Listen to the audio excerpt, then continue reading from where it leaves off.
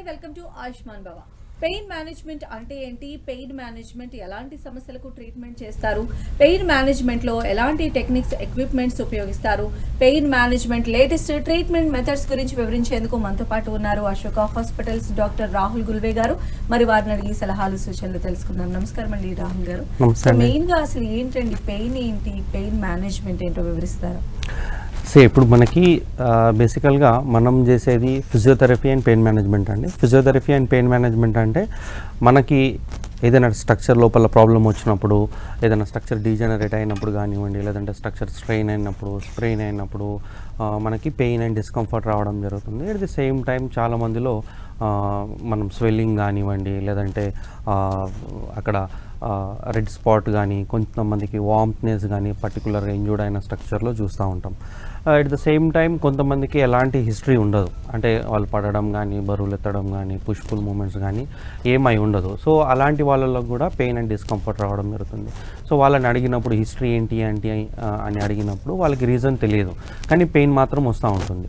So బేసికల్గా మనకి pain వస్తుంది అంటే లోపల స్ట్రక్చర్లో ఏదైనా డీజనరేటివ్ చేంజెస్ వచ్చినప్పుడే లోపల ఆ స్ట్రక్చర్ నుంచి పెయిన్ అండ్ డిస్కంఫర్ట్ మనకి రావడం జరుగుతుంది. సో పెయిన్ మేనేజ్మెంట్లో మనం బేసికల్గా ఆ పెయిన్ రావడానికి రీజన్ ఏంటి, లోపల ఏ స్ట్రక్చర్ ఇంజూర్డ్ అయింది, బాడీ ఎలాంటి సిమ్టమ్స్ని మనకు చూపిస్తుంది, పేషెంట్స్ ఎలా అంటే అగ్రివేటింగ్ ఫ్యాక్టర్స్ ఏంటి, డిక్రీజింగ్ ఫ్యాక్టర్స్ ఏంటి, మనం ఎప్పుడైతే తరో అసెస్మెంట్ పేషెంట్ దగ్గర నుంచి చూస్తామో, మనం మన ఫిజికల్ ఎగ్జామినేషన్స్ అవి చేయడం జరుగుతుందో, సో మనకి సోర్స్ ఆఫ్ ద ప్రాబ్లం ఏంటి అనేది తెలుస్తుంది. అంటే ఈ పెయిన్ రావడానికి రీజన్ ఏంటి. సో మనం ఎప్పుడైతే రూట్ కాజ్ని ఫైండ్ అవుట్ చేసి దాని మీద వర్కౌట్ చేయడం జరుగుతుందో అప్పుడు రిజల్ట్స్ అనేవి మనకి చాలా బ్యూటిఫుల్గా వచ్చే అవకాశం ఉంటుంది. సో బేసికల్గా మనకు పెయిన్ వస్తుంది కాబట్టి దాన్ని మనం ఎలా అడ్రస్ చేయాలి, దాన్ని అంటే మనం డైరెక్ట్గా పెయిన్ని ట్రీట్ చేయకుండా, అంటే పెయిన్ని కిల్ చేయకుండా దాన్ని రూట్ కాజ్ మీద వర్కౌట్ చేయడం జరుగుతుంది బేసికల్గా. అయితే అసలు ఈ పెయిన్ మేనేజ్మెంట్లో ట్రీట్మెంట్ విధానం ఎలా ఉంటుందంటారు? ఎస్, సో ఇప్పుడు మనం ఇంతకుముందు మాట్లాడినట్టు మనకి ప్రతి పెయిన్ రావడానికి, అంటే పెయిన్ అందరికీ సేమ్ ఉండొచ్చు ఉండకపోవచ్చు. ఇప్పుడు కొంతమందికి నమ్నెస్ టింగ్లింగ్ ఉంటే, కొంతమందికి డిస్కంఫర్ట్ ఉంటుంది, కొంతమందికి స్టిఫ్నెస్ ఉంటుంది, కొంతమందికి టైట్నెస్ ఉంటుంది, కొంతమంది పిన్ ప్రిక్కింగ్ పెయిన్ ఉంటుంది, కొంతమందికి కొన్ని మూమెంట్స్ చేసినప్పుడు పెయిన్ పెరుగుతుంది, కొంతమందికి ఏదైనా యాక్టివిటీ చేసిన తర్వాత కాసేపటి తర్వాత పెయిన్ స్టార్ట్ అవుతుంది, కొంతమందికి ఎక్కువసేపు కూర్చొని నిలబడి కొన్ని ఫ్యూ స్టెప్స్ వేసేటప్పుడు పెయిన్ రావడం జరుగుతుంది, కాసేపటి అయిన తర్వాత తగ్గుతుంది. సో బేసికల్గా వీటన్నిటిని మనం కన్సిడరేషన్లోకి తీసుకొని ఏదైతే పెయిన్ రావడానికి రీజన్ ఏంటి, ఎందుకు వస్తుంది అనేది ఫైండ్ అవుట్ చేసి దానికి తగ్గట్టుగా ట్రీట్మెంట్ అనేది మనకి చేంజ్ అయ్యే అవకాశం ఉంటుంది.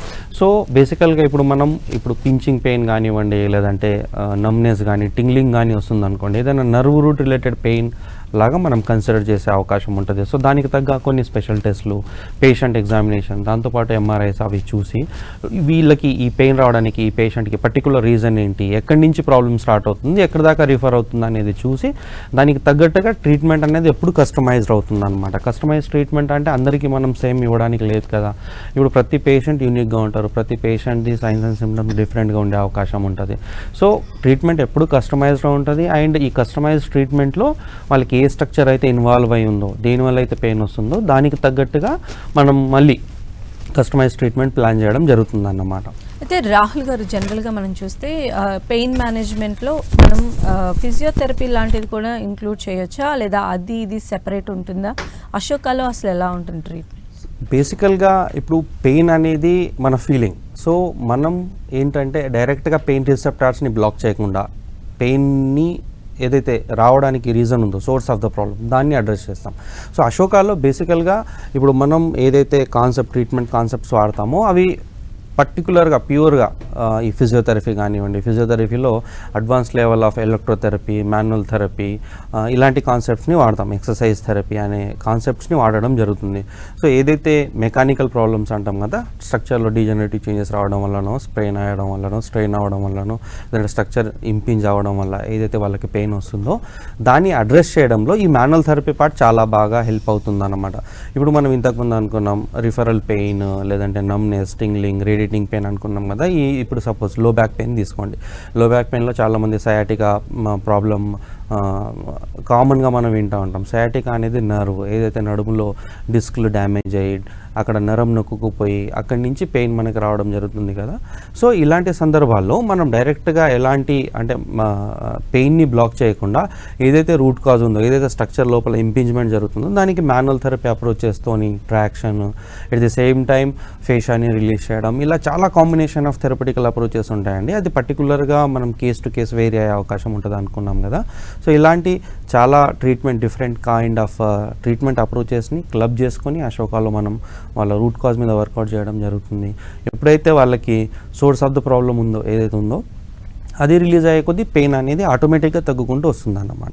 అండ్ ఈ పెయిన్ తగ్గటం మాత్రమే కాదు, మీ దగ్గర ట్రీట్మెంట్ తీసుకున్న వాళ్ళకి తర్వాత కూడా ఆ పెయిన్ వచ్చే ఛాన్స్ లేదని చెప్పి చాలామంది చెప్తూ ఉన్నారు. సో దీనిపైన మీ అభిప్రాయం ఏంటి? అంటే దీనికి సంబంధించి మీరు ఏం చెప్తారు? అంటే అండి ఇప్పుడు మనం పర్టికులర్గా పెయిన్ రిసెప్టార్స్ని బ్లాక్ చేయట్లేదు. పెయిన్ అనేది మన బాడీ అలారం సిస్టమ్ అనుకుంటాం కదా, లోపల ఏదో జరుగుతుంది, ఏదో స్ట్రక్చర్లో ప్రాబ్లం ఉంది అని త్రూ పెయిన్ ద్వారా మన బాడీ మనతో కమ్యూనికేట్ చేస్తూ ఉంటుంది అని అనుకుందాం.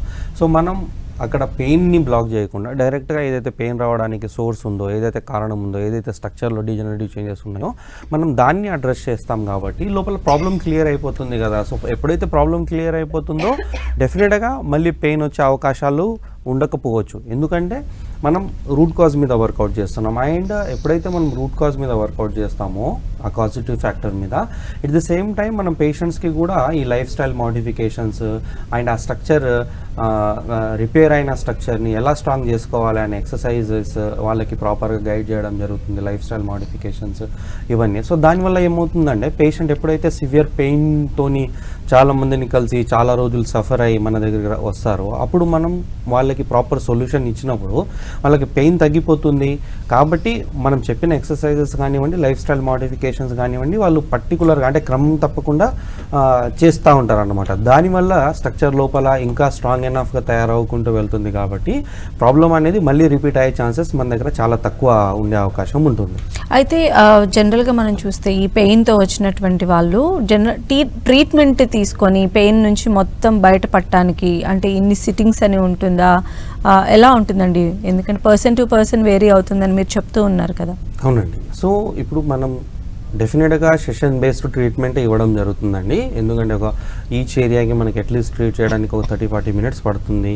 అండ్ వాళ్ళ ఇంటెన్సిటీ ఆఫ్ డ్యామేజ్ని బట్టి, ఏజ్ని బట్టి, ఓకే, అండ్ ఇంటెన్సిటీ ఆఫ్ పెయిన్ని బట్టి మనకి సెషన్స్ వేరీ అయ్యే అవకాశం ఉంటుంది. అండ్ ఆఫ్ కోర్స్ మనం ఎలాంటి ట్రీట్మెంట్ స్టాండర్డైజ్డ్ అప్రోచ్ చేస్తున్నాం, వాళ్ళ ట్రీట్ చేస్తున్నాం. ఎట్ ది సేమ్ టైం వాళ్ళ నేచర్ ఆఫ్ బాడీ ఎట్లా ఉంది. ఇప్పుడు కొంతమంది బాడీ చాలా క్విక్గా రెస్పాండ్ అవుతుంది, కొంతమంది బాడీ కొంచెం స్లోగా రెస్పాండ్ అవుతుంది. సో ఓవరాల్గా మనం తీసుకునే అసెస్మెంట్ని బట్టి, వాళ్ళకు ఉండే ప్రాబ్లమ్ని బట్టి, సివియారిటీని బట్టి మనం వాళ్ళకి సెషన్స్ డిసైడ్ చేసి చెప్పడం జరుగుతుంది. అండ్ మనం ఏదైతే సెషన్స్ వాళ్ళకి గైడ్ చేస్తాం కదా, గైడ్ చేసిన సెషన్స్లో మోస్ట్ ఆఫ్ ద కేసెస్ మనకి పాజిటివ్ రెస్పాన్స్ వచ్చే అవకాశం ఉంటుంది. ఈ థెరపటికల్ అప్రోచెస్ వల్ల ఎలాంటి బెనిఫిట్స్ వాళ్ళు పొందేటువంటి అవకాశం ఉంటుందంటే ఏం చెప్తారు? ఇప్పుడు మన థెరపటికల్ ఇంటర్వెన్షన్ ఎలా పనిచేస్తుందా అంటే బేసికల్గా మన బాడీ సెల్ఫ్ హీలింగ్ మెకానిజంని కలిగి ఉంటుంది. ఇప్పుడు మనం కనుక చూసుకుంటే చిన్న చిన్న దెబ్బలు కానీ, చిన్న చిన్న స్ప్రెయిన్ కానీ ఏదైనా అయినప్పుడు మన body by its own heal చేసుకునే అవకాశం ఉంటుంది, దానికి తనుగా రిపేర్ చేసుకుంటుంది. కానీ ఎప్పుడైతే ఇంటెన్సిటీ ఆఫ్ డ్యామేజ్ ఎక్కువ ఉంటుందో, బాడీ మల్టిపుల్ టైమ్స్ దాన్ని రిపేర్ చేసి ఫెయిల్ అయిన సందర్భాల్లోనే మనకి పెయిన్ అనేది ఆన్ ఆఫ్ అయ్యే అవకాశం ఉంటుంది. కొంతమందికి మనం చూస్తే పెయిన్ వస్తుంది, కొంచెం హోమ్ రెమెడీసో లేదంటే వేరే ట్రీట్మెంట్సో లేదంటే మందులు ఏదైనా తీసుకున్నప్పుడు పెయిన్ తగ్గడం, కొన్ని రోజులు బాగుండడం, మళ్ళీ పెయిన్ అనేది మళ్ళీ సేమ్ ప్లేస్లో రిపీట్ అవ్వడం జరుగుతుంది. సో ఇలా జరుగుతుంది అంటే అక్కడ స్ట్రక్చర్ అనేది ప్రాపర్గా రిపేర్ అవ్వడంలో ఫెయిల్ అయింది అని, లేదంటే స్ట్రక్చర్ అనేది ప్రాపర్గా స్ట్రాంగ్ అయినా తయారవ్వలేదని అర్థం. అందుకనే కొంచెం స్ట్రెయిన్ అయినా అక్కడి నుంచి ప్రాబ్లం అనేది మళ్ళీ రిపీట్ అయ్యే అవకాశం ఉంటుంది. సో ఈ థెరపటికల్ ఇంటర్వెన్షన్లో మనం ఏం చేస్తున్నామంటే ఏదైతే మన బాడీది న్యాచురల్ మెకానిజం ఉంటుందో హీలింగ్ది, దాన్ని ఎన్హాన్స్ చేస్తున్నాం, దాన్ని పెంచుతున్నాం, దానికి కావాల్సిన స్ట్రెంగ్త్, రిక్రూట్మెంట్, ఎండ్యూరెన్స్ మీద మనం వర్కౌట్ చేయగలుగుతున్నాం అనమాట ఈ డిఫరెంట్ అప్రోచెస్తోనే. దానివల్ల అక్కడ స్ట్రక్చర్ అనేది స్ట్రాంగ్ ఎనఫ్ తయారవడం, హెల్తీగా స్ట్రాంగ్గా తయారవడం వల్ల, ప్రాపర్ రిపేర్ అవ్వడం వల్ల ఆ స్ట్రక్చర్ పర్ఫార్మెన్స్ పెరుగుతుంది. కాబట్టి స్ట్రక్చర్ హెల్తీగా తయారవుతుంది కాబట్టి ప్రాబ్లం అనేది, పెయిన్ అనేది రిపీట్ అయ్యే ఛాన్సెస్ చాలా తగ్గే అవకాశం ఉంటుంది. So it is all about మనం ఈ థెరపటికల్ ఇంటర్వెన్షన్స్లో ఈ ఫిజియోథెరపీ అప్రోచెస్తోని లోపల స్ట్రక్చర్ డ్యామేజ్ అయిన స్ట్రక్చర్కి కావాల్సిన రిపేరింగ్కి కావాల్సిన ఎన్విరాన్మెంట్ని మనం ఇంకా ఎక్కువ క్రియేట్ చేయడం జరుగుతుంది అన్నమాట. అయితే ఈ విజువల్ మ్యానిపులేషన్స్ అంటే ఏంటండి? ఇప్పుడు మనకి మన బాడీ డిఫరెంట్ స్ట్రక్చర్స్తో ఫామ్ అయి ఉంటుంది. దాంట్లో వెజరల్ అనేది ఒక వెజరా అంటే ఆర్గాన్స్ని వెజరల్స్ అంటాం మనం. సో ఇంతకు మార్నింగ్ మనం ఒక కన్సల్టేషన్స్లో చూడడం జరిగింది. సో ఆవిడికి నెక్ పెయిన్ ఉంది. At the same time neck పెయిన్తో పాటు చాలా బ్రీతింగ్ డిఫికల్టీ ఉంటుంది. పడుకున్నప్పుడు కానీ హోల్ డే తను చాలా స్లౌచ్లో కూర్చొని ఉంటారు. ఆల్మోస్ట్ ఒక 50 years ఏజ్ లేడీ. సో తను బ్రీతింగ్ డిఫికల్టీ ఉంటుంది. కొంచెం గట్టిగా మాట్లాడినా లేదంటే కొంచెం ఎక్కువ స్ట్రెయిన్ అయినా ఎక్కువ బ్రీతింగ్ డిఫికల్టీ అవుతూ ఉంటుంది. సో వాళ్ళ ఎక్స్రేస్ కానివ్వండి, చెస్ట్ ఎక్స్రేస్ చూసాం, బ్రెయిన్ ఎంఆర్ఐ చూసాం, నెక్ ఎంఆర్ఐ చూసాం. సో చెస్ట్లో కానీ బ్రెయిన్లో కానీ ఆమెకి ఎటువంటి ప్రాబ్లం లేదు. అల్ట్రాసౌండ్ అబ్డామిన్ కూడా అయింది తనది.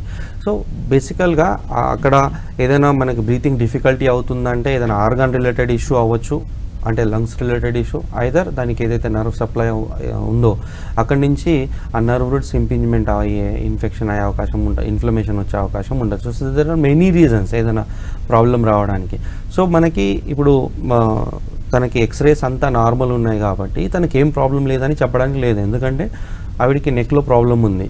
సో ఈ C4, C5, C6లో నర్వ్ రూట్లో ప్రాబ్లం ఉంది, నర్వ్ రూట్ నొక్కుకుపోతుంది అనమాట. సో ఇలాంటి సందర్భాల్లో ఇప్పుడు తనకు బ్రీతింగ్ డిఫికల్టీ ఉంది, కానీ ప్రాబ్లం అనేది డైరెక్ట్ ఆర్గాన్స్లో కాకుండా మనకి సర్వైకల్ రీజన్లో కూడా ఉండే అవకాశం ఉంటుంది. సో అలాగే వైస్ వర్సా కూడా ఉండే అవకాశం ఉంటుంది. కొంతమందికి స్పైన్లో ఇష్యూస్ ఉండడం వల్ల ఆర్గాన్స్ ఎఫెక్ట్ అవుతాయి, కొంతమందికి ఆర్గాన్స్లో ప్రాబ్లం ఉండడం వల్ల బ్యాక్ పెయిన్ కూడా వచ్చే అవకాశం ఉంటుంది, నెక్ పెయిన్ వచ్చే అవకాశాలు కూడా ఉంటాయి. సో వీటిని మనం గమనించి ప్రాబ్లం ఎక్కడి నుంచి ఎక్కడి దాకా వెళ్తుంది అని ఫైండ్ అవుట్ చేసి, ఒకవేళ ఆర్గాన్ రిలేటెడ్ ఇష్యూ ఉంది అని మనకు అనిపిస్తే మనం డైరెక్ట్గా ఆర్గాన్స్ని మొబిలైజ్ చేయడం జరుగుతుంది. దాన్ని వెజరల్ మ్యానిపులేషన్స్ అంటాం అన్నమాట మనం.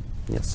అయితే ఇప్పుడు ఈ పెయిన్ మేనేజ్మెంట్ కానీ లేదా ఈ థెరపిటికల్ అప్రోచెస్ త్రూ కానీ ఏమైనా డిస్క్ రిలేటెడ్ ప్రాబ్లమ్స్ని మనం ఎంతవరకు క్యూర్ చేయొచ్చు అంటారు? ఇప్పుడు మా దగ్గర మార్నింగ్ నుంచి ఈవినింగ్ దాకా కేసెస్ వస్తూనే ఉంటాయండి డిస్క్ రిలేటెడ్ ప్రాబ్లమ్స్తోని. అండ్ మా దగ్గరకు వచ్చే కేసెస్ అయితే 99% హ్యాపీగా వెళ్తున్నారు, పెయిన్ ఫ్రీ లైఫ్ని వాళ్ళు లీడ్ చేయగలుగుతున్నారు.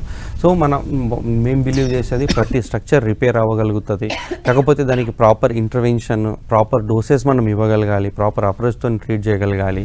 And at the same time మనం చెప్పిన లైఫ్ స్టైల్ మోడిఫికేషన్స్ కానివ్వండి, లేదంటే ఎక్సర్సైజ్ థెరపీ కానివ్వండి, డైట్ అండ్ న్యూట్రిషన్స్ కానివ్వండి, వాళ్ళు పేషెంట్స్ ప్రాపర్గా ఫాలో అవ్వగలగాలి. సో ఎప్పుడైతే ఒక స్ట్రక్చర్ మీద ప్రాపర్ వేలో మనం వర్కౌట్ చేస్తామో, దాన్ని ప్రాపర్ ఎన్విరాన్మెంట్ క్రియేట్ చేస్తామో, ప్రతి స్ట్రక్చర్ రిపేర్ అయ్యే అవకాశం ఉంటుంది. నో మ్యాటర్ అదే ఎంత డ్యామేజ్ అయింది అండ్ ఎంత సివియర్ పెయిన్ ఉంది అనేది సెకండరీ పక్కన పెట్టుకుంటే, స్ట్రక్చర్ అయితే రిపేర్ అవ్వబోతుంది, అవ్వగలుగుతుంది. కాకపోతే దాని మీద మనం ఒక అప్రోప్రియేట్ వేలో వర్కౌట్ చేయగలగాలి. అండ్ వాళ్ళు డెఫినెట్గా డిస్క్ రిలేటెడ్ ఇష్యూస్ ఉండే వాళ్ళు ఏదైతే పెయిన్తో బాధపడుతున్నారో వాళ్ళు కూడా బాగా అయ్యే అవకాశం ఉంటుంది. అయితే దీనిలో ఎలాంటి ఎక్విప్మెంట్ యూజ్ చేస్తారంటే ఏం చెప్తారు? ఎక్విప్మెంట్ అనేది ఎలక్ట్రోథెరపీ ఎక్విప్మెంట్ చాలా ఉంటుందండి మన దాంట్లో. మనం హై పవర్ లేజర్స్ వాడతాము, ఈ ఫోకస్డ్ షాక్ వేవ్స్ వాడతాము, రేడియల్ షాక్ వేవ్స్ వాడతాము. అట్ ది సేమ్ టైం మనకి షార్ట్ వేవ్ థెరపీ ఉంటుంది. ఓకే, దీంతోపాటు ఇంకా రిపిటేటివ్ పెరిఫెరల్ మ్యాగ్నెటిక్ స్టిమ్యులేషన్స్ అంటాం, IFCs అంటాం. ఇలా థెరపిటికల్ ఎక్విప్మెంట్ మన దగ్గర చాలా ఉంటుందండి. It is purely depending upon need అంటాం అనమాట. డీకంప్రెషన్ థెరపీస్ ఇవన్నీ పేషెంట్ అవసరాన్ని బట్టి, పేషెంట్కి ఉండే కండిషన్ని బట్టి మనం ఎక్విప్మెంట్ చేంజ్ అయ్యే అవకాశం ఉంటుంది. అయితే ఇంకా ఎలాంటి సమస్యలకు ఈ పెయిన్ మేనేజ్మెంట్ అనేది ఒక రిలీఫ్ అని అనుకోవచ్చు? సో పెయిన్ మేనేజ్మెంట్లో మనం రిలీఫ్ ఇవ్వట్లేదండి. మనం ఫిజియోథెరపీ అండ్ థెరపిటికల్ ఇంటర్వెన్షన్స్తోని ఏదైతే వాళ్ళకి మెకానికల్ ప్రాబ్లమ్స్ ఏదైతే అంటామో, అంటే ఒక స్ట్రక్చర్ డీజనరేట్ అవ్వడం వల్లనో, ఇంపింజ్మెంట్ అవ్వడం వల్లనో, రిఫరల్ ప్యాటర్న్ వల్లనో ఆ స్ట్రక్చర్ని మనం డైరెక్ట్గా రిపేర్ చేయడానికి కావాల్సిన ఎన్విరాన్మెంట్ని క్రియేట్ చేస్తున్నాం, దానికి కావాల్సిన స్ట్రెంగ్త్, దాని మోడిఫికేషన్స్కి మనం హెల్ప్ చేస్తున్నాం. కాబట్టి మనం డైరెక్ట్గా రూట్ కాజ్ మీద వర్కౌట్ చేయడం జరుగుతుంది. అండ్ మనం పర్టికులర్గా ఏదైతే కేసెస్ ట్రీట్మెంట్ చేస్తామో దాంట్లో ఎలాంటి పెయిన్ అయినా, అంటే apart from inflammatory conditions, pathological కండిషన్స్ని వదిలిపెట్టేసి ఏదైతే మెకానికల్ ప్రాబ్లమ్స్ ఉన్నాయో వాటిని మనం చాలా బ్యూటిఫుల్గా ట్రీట్ చేసే అవకాశం ఉంటుంది. లైక్ ఇప్పుడు ఆస్టియోఆర్థరైటిస్ ఉంది, నీ జాయింట్ ప్రాబ్లం కానివ్వండి, బ్యాక్ పెయిన్, లో బ్యాక్ పెయిన్, ఏదైనా సయాటికా ఇష్యూస్ అంటాం, లేదంటే యాంకిల్ ఇంజురీస్ ఏదైనా కానివ్వండి, అంటే డెన్సిఫికేషన్స్ బాడీలో ఏదైతే స్ట్రక్చరల్ రిలేటెడ్ ప్రాబ్లం ఉంటుంది కదా, దాన్ని మనం చాలా బ్యూటిఫుల్గా ట్రీట్ చేసే అవకాశం ఉంటుంది. ఓకే, కాలర్ ఉన్నారండి, సంతోష్ గారు. సంతోష్ గారు, మీ సమస్య చెప్పండి డాక్టర్ గారు. మేడం, నేను ఇంకా చేయించుకున్నాను మేడం, ఎల్బీ. ఒక్కసారి మళ్ళీ రిపీట్ చేయగలరా? ఎల్బీ బోను చేయించుకున్నాను మేడం నేను. ఓకే. అది కొంచెం పెయిన్ గా ఉంది. డాక్టర్స్ ఏమో తగ్గిపోయింది చెప్పేశారు. ఓన్లీ వన్ జాయింట్ లో ఒక క్రూవింగ్. మీ వాయిస్ బ్రేక్ అవుతుందండి, క్లియర్గా లేదు వాయిస్. ఎల్బీ బోన్ లో సార్ కొంచెం జాయింట్ కొంచెం ఉంటే స్క్రూ వేశారు సార్ కొంచెం. ఎక్కడ? జాయింట్ ఎల్బీ బోన్ లో, రైట్ ఎల్బీ బోన్ లో ఆ స్క్రూ వేశారు. కొంచెం పెయిన్ గా ఉంటుంది సార్ బాగా. ఎంత అండి ఏజ్ మీది? నాకు 28 ఉంటుంది సార్. లంబార్ దగ్గర అంటున్నారా, నడుము దగ్గర? అవును సార్, అవును సార్. ఓకే, సో ఆపరేషన్ చేశారు? మోకాలు సార్, మోకాలు, రైట్ మోకాలు దగ్గరనా? అవును సార్. ఇప్పుడు మనకి కొంతమందికి సర్జరీస్ చేసిన తర్వాత ఫిజియోథెరపీ అనేది చాలా ఇంపార్టెంట్ పాయింట్ అండి. ఫిజియోథెరపీ స్ట్రెంథనింగ్ ప్రోటోకాల్ మీద ఎంతైనా వర్కౌట్ చేయాల్సిన ఇంపార్టెంట్ ఉంటుంది. మనకి కనుక పెయిన్ అండ్ డిస్కంఫర్ట్ వస్తుందంటే దానికి తప్పకుండా ఫిజియోథెరపీ ట్రీట్మెంట్ అనేది ఒక పరిష్కారం లాగా మీకు హెల్ప్ఫుల్ అయ్యే అవకాశం ఉంటుంది. సో మీకు పెయిన్ డిస్కంఫర్ట్ ఉంది అంటే డెఫినెట్గా ఏదైనా వెయిట్ డిస్ట్రిబ్యూషన్ ప్యాటర్న్లో ఏదైనా మార్పులు వచ్చే అవకాశం ఉంటుంది. లేదంటే అక్కడ ఫేషియా టైట్నెస్ అవ్వచ్చు, లేదంటే డెన్సిఫికేషన్స్ అవ్వచ్చు, ట్రిగర్ పాయింట్స్ అవ్వచ్చు. సో మల్టిపుల్ రీజన్స్ అనేవి ఉంటాయి. అక్కడ మస్కులర్ టైట్నెస్ కానివ్వండి, మస్కులర్ ఇంబ్యాలెన్స్ కానీ ఉండే అవకాశం ఉంటుంది. సో మీకు పెయిన్ డిస్కంఫర్ట్ ఉంది అంటే దానికి తప్పకుండా ఫిజియోథెరపీ ట్రీట్మెంట్ ఒక పరిష్కారం లాగా ఉంటుంది. కాబట్టి మీరు ఒకసారి అన్ని మీ రిపోర్ట్స్ తీసుకొని రాగలిగితే మనం దానికి ఏది బేస్ చేయగలం అనేది డిసైడ్ చేద్దామండి. అయితే జనరల్గా ఏమైనా ఎక్సర్సైజెస్ అవి మీరు సజెస్ట్ చేస్తూ ఉంటారా అండి ఆఫ్టర్ మీ దగ్గర ట్రీట్మెంట్? ఇప్పుడు ఫిజియోథెరపీ అంటేనే ఎక్సర్సైజ్ థెరపీ అండి. సో తప్పకుండా మనకి ఎక్సర్సైజ్ అనేది చాలా కీ రోల్గా హెల్ప్ఫుల్ అవుతుంది ఓవరాల్ రికవరీలో. మనం వాళ్ళకి కస్టమైజ్డ్ ఎక్సర్సైజెస్ ఇవ్వడం జరుగుతుంది అవసరాన్ని బట్టి. అండ్ వాళ్ళు చేసుకుంటే వాళ్ళకి ఏదైతే ప్రాబ్లంతో వాళ్ళు సఫర్ అవుతూ ఉన్నారో అది రిపీట్ అయ్యే ఛాన్సెస్ మనకి తగ్గిపోయే అవకాశం ఉంటుంది. ఓకే. అండ్ అశోక గురించి చెప్పాలంటే ఎలా ఉంటుంది సార్ ఇక్కడ ప్రాసెస్, అది ఏమైనా ఎక్స్ప్లెయిన్ చేయగలరు? ఎస్, ఇప్పుడు Ashoka international pain management centre అనేది ఆల్మోస్ట్ మనకి స్టార్ట్ చేసి 10 years అయిందండి. We are in this field from past 16 years. So ఎవరైనా కానివ్వండి ఇలాంటి మెకానికల్ ప్రాబ్లమ్స్ సఫర్ అవుతున్నారు, ఎక్కడికి వెళ్ళినా ప్రాబ్లం అనేది సార్ట్అవుట్ అవ్వడం లేదు అనుకుంటే డెఫినెట్గా అశోక అనేది ఒక లాస్ట్ చెక్ పాయింట్ లాగా వాళ్ళకి ఉపయోగపడే అవకాశం ఉంటుంది. అండ్ ఎక్కడ తగ్గలేని ప్రాబ్లమ్స్ కూడా మన దగ్గర తగ్గిపోయే అవకాశం ఉంటుంది. దానికి ఎందుకంటే మనకి ఏదైతే ప్రపంచంలో ఎవిడెన్స్ బేస్డ్ ట్రీట్మెంట్ ప్రోటోకాల్స్ ఉన్నాయో, డిఫరెంట్ థెరపటికల్ అప్రోచెస్ ఉన్నాయో వాటిని మనం అడాప్ట్ చేయడం జరుగుతుంది. అండ్ కస్టమైజ్డ్ ఇంటర్వెన్షన్ ఇవ్వడం జరుగుతుంది విత్ థరో అసెస్మెంట్ ద్వారా. సో మనం చెప్పిన సెషన్స్ కానివ్వండి, మనం చెప్పిన life style modification, exercise therapy ఇవన్నీ వాళ్ళు ఫాలో చేయడం వల్ల వాళ్ళకి ప్రాబ్లం తగ్గడమే కాకుండా ప్రాబ్లం రిపీట్ అయ్యే ఛాన్సెస్ని కూడా మనం తగ్గించే అవకాశం ఉంటుంది. అయితే ఇప్పుడు మెడికేషన్తో పాటుగా ఈ థెరపీస్ లాంటివి ఏమన్నా కూడా చేసుకున్నట్లయితే త్వరగా వాటి నుంచి వాళ్ళు బయటకు వచ్చేటువంటి ఛాన్సెస్ ఎక్కువ ఉంటాయంటారు? పర్టికులర్గా అయితే మనం ఎలాంటి మెడికేషన్స్ ప్రిఫర్ చేయడం జరగదండి. ఎందుకంటే వాళ్ళు మెడికేషన్స్ వేసుకున్నప్పుడు వాళ్ళ బాడీ ఎంత రెస్పాండ్ అవుతుంది, వాళ్ళకి ఎంత పెయిన్ తగ్గింది అనేది మనం డిసైడ్ చేయడం చాలా కష్టంగా ఉంటుంది. కాబట్టి డే 1 నుంచి మనం మెడిసిన్స్ వాళ్ళని ఆపడం జరుగుతుంది. సో మనది ఏదైతే ఇంటర్వెన్షన్ ఉందో అది ప్యూర్గా వెళ్తాం మనం. సో దానివల్ల మనకు కూడా చాలా క్లియర్ కట్ ఇన్ఫర్మేషన్ ఉంటుంది, బాడీ ఎట్లా రెస్పాండ్ అవుతుంది, ఇంటెన్సిటీ, పెయిన్ ఎంత తగ్గింది, మూవ్మెంట్ ఎంత పెరిగింది, మొబిలిటీ ఎంత పెరిగింది అనేది మనకు చాలా క్లియర్గా ఉంటుంది. కాబట్టి మనం డైరెక్ట్గా ట్రీట్మెంట్ స్టార్ట్ చేయడం జరుగుతుంది without any other side of treatments కాకుండా. ఓకే. అలానే ఫుడ్ అండ్ డైట్కి సంబంధించి ఎలాంటి సజెషన్స్ ఇస్తారు? డెఫినెట్గా అండి, ఇట్ ఈస్ ఆల్ అబౌట్ ఇప్పుడు మనకి వర్కౌట్ చేయడం ఎంత అయితే ఇంపార్టెంటో డైట్ అండ్ న్యూట్రిషన్స్ కూడా అంతే ఇంపార్టెంట్. ఈ రోజుల్లో మనం చూస్తూ ఉన్నాం చాలామందికి వైటమిన్ డెఫిషియన్సీస్ ఉన్నాయి, ఓకే, హార్మోనల్ ఇంబ్యాలెన్సెస్ ఉంటాయి. సో ఇలా ఉండడం వల్ల కూడా వాళ్ళు ఎంత వర్కౌట్ చేసినా కానీ వాళ్ళ బాడీలో డెఫిషియన్సీస్ ఉన్నప్పుడు ప్రాపర్గా రెస్పాండ్ అవ్వకపోవచ్చు, ప్రాపర్ స్ట్రక్చర్ రిపేర్ అవ్వకపోవచ్చు. సో దానివల్ల కూడా మనకి రికవరీలో ఇంపాక్ట్ చూపించే అవకాశం ఉంటుంది. కాబట్టి it is purely depending upon need of the patient. వాళ్ళకి ఎలాంటి డెఫిషియన్సీస్ ఉన్నాయో దాన్ని మనం అడ్రస్ చేయడం జరుగుతుంది. సో దానివల్ల కూడా మనకి ఇంప్రూవ్మెంట్స్లో హెల్ప్ఫుల్ అయ్యే అవకాశం ఉంది.